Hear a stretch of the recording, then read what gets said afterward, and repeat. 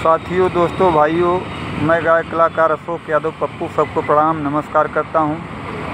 उस समय की बात है, ननद भौजाई रहीन, भौजैया के बेटवा भवा, ननदिया के बिटिया, बुढ़िया हेरा फेरी कही गई।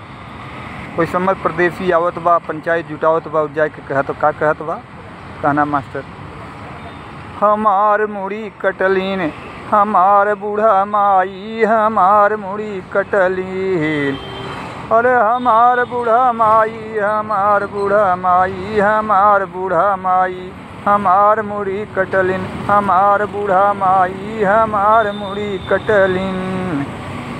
मेहरारू के हमरे भवल बेटुआ, बहिनी के भयल हमरे बिटियावा, अदला बदली कैलिन, हमार बूढ़ा माई, हमार मुड़ी कटलिन, हमार बूढ़ा माई, हमार मुड़ी कटलिन। नमस्कार, प्रणाम श्रोतागण भाइयों, चैनल को लाइक, सब्सक्राइब, कमेंट कीजिए। नमस्कार, प्रणाम, जय राम जी।